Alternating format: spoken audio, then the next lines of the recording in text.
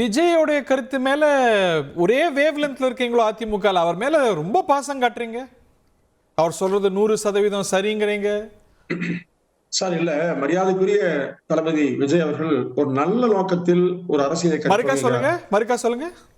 மரியாதைக்குரிய தளபதி விஜய் அவர்கள் ஒரு நல்ல நோக்கத்தில் சரியா கேட்கல. மரியாதைக்குரிய தளபதி விஜய் அவர்கள் ஒரு நல்ல நோக்கத்தில் ஒரு அரசியல் இயக்கத்தை துவங்குகிறார். இப்போ அவர் முன்வைத்திருக்கிற விஷயங்களை பார்க்கணுங்க.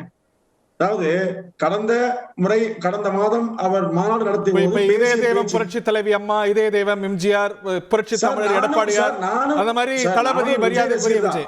அந்த கணக்கு நானும் ஒரு விஜய் ரசிகர் தான்.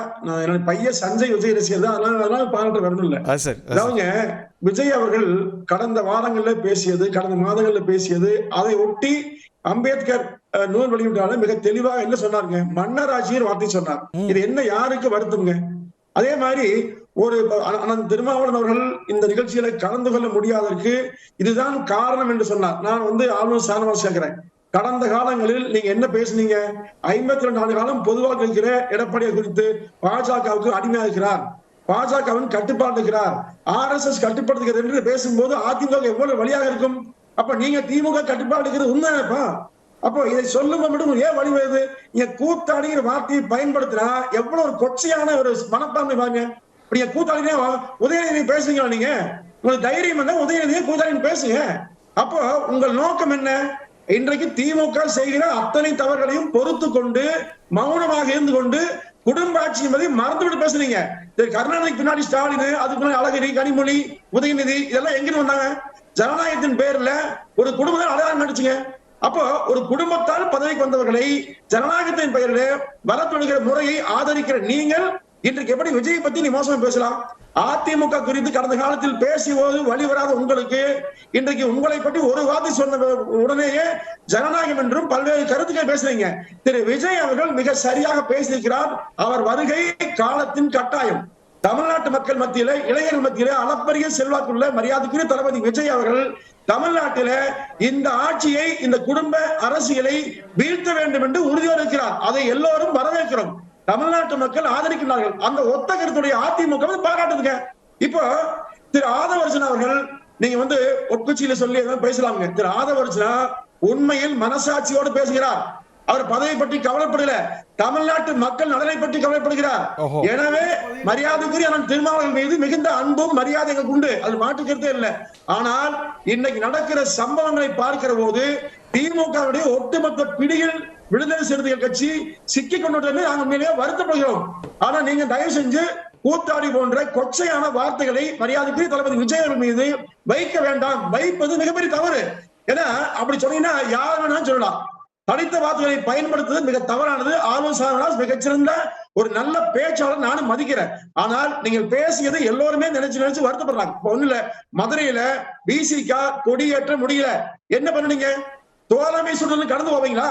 இப்ப தமிழக வெற்றி கழகத்துடைய கொடிகளை ஏற்றுவதற்கு சென்னையில மற்ற மாவட்டங்கள்ல முழுக்க ஜனநாயக விரோத போக்கை திமுக அரசு கையாளுகிறது. நீ கண்டித்தீங்களா? அப்போ எத்தனையோ பிரச்சனைகளை தமிழ்நாட்டு மக்களுக்கு எதிராக ஜனநாயக மாண்புகளை குலைக்கின்ற வகையில் நடக்கின்ற இந்த திமுக தான் பாசிச கட்சி. இதுதான் பாசிச ஆட்சி நடத்துகிறது.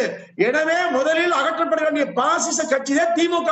பாசிச ஆட்சியை ஆற்ற வேண்டியது ஒவ்வொரு வாக்காளரின் கடமை. இதை திரு விஜய் சொல்கிறார், அங்கீகரிக்கிறார். எனவே நாங்கள் முழுமையாக உடன்படுகிறோம். ஓகே, பேராசிரியர் சம்பத், உங்களுக்கு இந்த ரவுண்ட்ல வேலையே இல்ல போல் இருக்கே. திரு ஆளுநர் ஷானவாஸ் ரெஸ்பாண்ட் பண்ணுங்க. இல்லை, அதாவது எங்கள் தலைவர் குறித்து, அவருடைய ஆளுமை குறித்து ஒரு அரசியல் கட்சி தலைவராக விஜய் ஒரு பொது மேடையில் பேசும்போது ஒரு தொண்டனாக, அந்த கட்சியின் உணர்வாளனாக எங்களால் அதை ஏற்றுக்கொள்ள முடியாது. நாங்கள் எதிர்வினையாற்றினோம். எதிர்வினையாற்றிய சொற்களில் கடுமை இருந்தது. அதை புரிந்து கொண்டு நேற்றே நான் பல பேட்டிகளில் அதை நான் திரும்ப பெற்றுக்கொள்கிறேன் என்று தெளிவுபடுத்திவிட்டேன். நம்முடைய கருத்துக்கள் தான் விவாதிக்கப்பட வேண்டுமே தவிர நாம் சொல்லக்கூடிய சொற்களை வைத்துக்கொண்டு ஒரு விவாதம் நடந்துவிடக்கூடாது என்பதில் எப்போதுமே தெளிவாக இருக்கக்கூடியவர்கள் நாங்கள். எங்கள் தலைவர் கூட என்கிட்ட தான் கேட்டார், ஏன் நீங்கள் இவ்வளோ ஆவேசமாக வெளிப்பட்டுட்டீங்க, எப்பவும் அப்படி பேச மாட்டீங்களா அப்படின்னு சொன்னார். ஆமாண்ணா, உங்கள் ஆளுமை திறன் குறித்து நீங்கள் ஒரு கட்சியின் கட்டுப்பாட்டுக்குள்ளே இருப்பது போல ஒரு கட்சி தலைவர் பேசுவதை எங்களால் எப்படி ஏற்றுக்கொள்ள முடியும்னு திரும்ப நான் அவற்றை சொன்னேன். விஜய் ஏன் கேட்டாரா? உங்க தலைவர் கேட்டாரா? அவர் சொன்னார், விஜய் ஏன் இவ்வளவு கடுமையா விமர்சிச்சீங்கன்னு கேட்டாரா? இல்ல நீங்க எப்பவுமே அப்படி பேசுற ஆள் இல்லையே, ஏன் அவ்வளவு ஆவேசமா பேசிட்டீங்கன்னு கேட்டார் என்கிட்ட. சரி. அப்போ அந்த அளவுக்கு தான் நாங்க பண்படுத்தப்பட்ட அரசியல் தான் செய்யறோம்.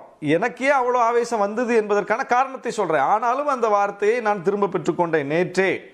எங்களுக்கு யாரையும் காயப்படுத்துவது புண்படுத்துவது இதெல்லாம் நோக்கம் கிடையாது, அது அவசியமும் இல்லை.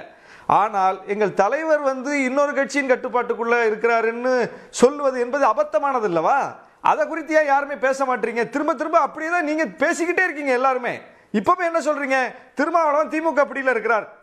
இது திமுக கொச்சப்படுத்துறீங்களா, எங்க தலைவரை கொச்சப்படுத்துறீங்களா? அதான் நாங்க திரும்ப கேட்கிறோம்.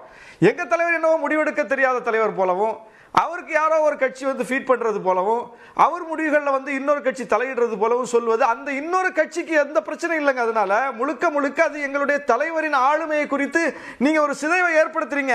அதை புரிஞ்சுக்கங்க தயவு செய்து. அப்ப நீங்க எடப்பாடி குறித்து பேசலையா? எடப்பாடி பிஜேபியின் கட்டுப்பாட்டில் இருக்கிறாருன்னு நாங்களா சொன்னோம்? அன்வர் ராஜா சொன்னாரு, ஓபிஎஸ் சொன்னாரு, குருமூர்த்தி சொல்லி தான் கேட்டேன்னு. இப்படி உங்க கட்சிக்குள்ள பிளவு ஏற்பட்டதும் அது சேர்த்து வைக்கப்பட்டதும் எப்படி நடந்துச்சு, எல்லாம் நடந்துச்சு. சின்னம் எப்படி கிடைச்சது, சின்னம் உங்க கட்சி சேர்ந்து முடிவெடுத்து சசிகலா அம்மையார உச்ச பொறுப்புக்கு கொண்டு வர்றதா முடிவெடுத்தாங்க. ஏன் அது நடைமுறைக்கு வரல? உங்க கட்சியில் எடுக்கப்பட்ட முடிவு தானே, நடைமுறைக்கு வந்திருக்கணும். ஆனா நடைமுறைக்கு அது வரல, வேற ஒண்ணு நடக்குது. யாரால நடக்குது? அப்ப அது குறித்து நாங்க கேள்வி எழுப்பணும். இன்னைக்கு அப்படி இல்ல, எங்க கட்சிக்குள்ள ஒரு முடிவு எடுத்தா அதுதான் நடைமுறைக்கு வரும். நீங்க இன்னொரு கட்சி அதை செய்ய முடியாது. இன்னைக்கு எங்க கட்சி கூடி ஒரு முடிவு எடுத்துட்டோம்னா அந்த முடிவை யாராலையும் மாத்த முடியாது. கமெண்ட்டையும் கேட்கணும். ஆனா உங்க கட்சி கூடி சசிகலா அம்மையார் தான் அந்த தலைமை பொறுப்புன்னு சொன்ன பிறகும் கூட ஏன் அந்த அம்மா தலைமை பொறுப்புக்கு வர முடியாம போச்சு? யார் அதை தடுத்தா? யார் தடுக்கணும் அன்னைக்கு நினைச்சா? அப்ப அவங்க விருப்பம் தானே நிறைவேறுச்சு. அப்ப அதை வச்சுதான் நாங்க சொன்னோம், பிஜேபி கட்டுப்பாட்டுல அதிமுக இது விடுபட்டு வரணும்னு அதிமுகவின் மீது நல்ல எண்ணத்துல சொன்னோம். எங்க கட்சிக்குள்ள அப்படி ஒரு நிலை கிடையாது. எங்க தலைவர் சுயமாக முடிவெடுக்கக்கூடிய தலைவர். அவருக்கு யாரும் ஃபீட் பண்ண வேண்டிய தேவை கிடையாது. அதனால இதை ஒப்பிட்டு நீங்க பேசாதீங்க. திரும்ப திரும்ப அப்படிதான் பேசுறீங்க, அது தவறு. இதுல உங்க கமெண்ட் கேட்கணும்னு நினைக்கிற சட்டமன்ற உறுப்பினர் தோழமை சுட்டல் தானே கேட்றாங்க. கொடியை ஏத்திட்டு வந்திருக்கிறாரு. செய்தியை போய் முழுமையா படிங்க. 45 அடி கொடிக்கம்பத்தில் இன்றைக்கு கொடியை ஏற்றி விட்டு தான் எங்க தலைவர் வந்திருக்கிறாரு. நாகப்பட்டினத்துல கொடியேற்ற முடியாத நிலைமை ஏற்பட்ட போது அதிமுக எங்களுக்கு குரல் கொடுக்கல, தாவேக குரல் கொடுக்கல. நானே போராட்டத்தை நடத்தினேன். எங்க தோழர்களை வைத்து மாவட்ட ஆட்சித் தலைவர் அலுவலகத்தை முற்றுகையிட்டு அந்த போராட்டத்தை நடத்தி அங்கே கொடியேற்றக்கூடிய அந்த உரிமையை மீட்டது நாங்கள் தானே தவிர நீங்க இல்ல. அதிமுக ஆட்சி காலத்துல எங்களுக்கு இந்த சிக்கல் இல்லையா?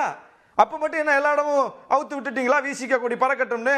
இதை விட மோசமான நெருக்கடியை அந்த காலத்துல நாங்க சந்திச்சோம். இது எல்லா காலத்திலும் 30 வருஷமா சந்திக்கிற பிரச்சனை. நாங்க அதுக்கு என்னென்ன காரணம்னு உங்களுக்கும் தெரியும், எங்களுக்கு. ஓகே சட்டமன்ற உறுப்பினர் பதில் வாங்குவோம். திரு மணிகண்டன் பதில் சொல்லுங்க. சார், ஒண்ணு இல்ல, அதாவது விடுதலை சிறுத்தைகள் மீது உள்ள நல்லெண்ணத்தில் நான் ஒன்றை சொல்கிறேன். இன்றைக்கு கூட அதிமுகவுடைய பாசறை மாநில செயலாளர் முன்னாள் சட்டமன்ற உறுப்பினர் வேடசுந்தர் பரமசிவர் தெளிவான கருத்து சொன்னார். திமுகவிடம் மிக எச்சரிக்கையாக இருக்க வேண்டும். நல்லெண்ணத்துல சொல்றோம். விசிகாவை பிளவுபடுத்த திமுக தயங்காது, பிளவுபடுத்துங்க. அந்த முயற்சி திமுக ஈடுபடும். உங்களுக்கு அதிமுகவுக்கோ விஜய் கட்சிக்கோ என்ன கூடுதல் அக்கறை அவங்கள விட? சார், அதிமுக மீது நீங்க காட்டுற அக்கறையை நாங்க ஏன் உங்களுக்கு காட்டக்கூடாது?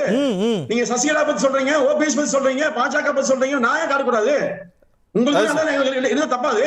அதாவதுங்க இங்க பாருங்க, திமுகவோடு மிக நெருக்கமாக, முதலமைச்சரோடு மிக நெருக்கமாக ஆளு சானவாசோ அங்க எம்எல்ஏக்களோ அண்ணன் திருமாவும் இருக்காங்க. ஆனா கொடியேற்றுவதற்கு பிரச்சனை ஒரே உத்தரவுல முதலமைச்சர் செய்ய முடியாதா? அப்ப என்ன பிரச்சனை வருது? விசிகாவை முழுமையாக நசுக்குவதற்கு அனைத்து முயற்சிகளிலும் திமுக ஈடுபடுகிறது. அதற்கு கண்டும் காணாம மறைமுகமா போய் கொண்டாங்க. நிச்சயமாக விசிகாவை திமுக பிளவுபடுத்தும். அதிமுக நல்ல கருத்து. செய்திகளை உடனுக்குடன் தெரிந்து கொள்ள உடனே சப்ஸ்கிரைப் பண்ணுங்க.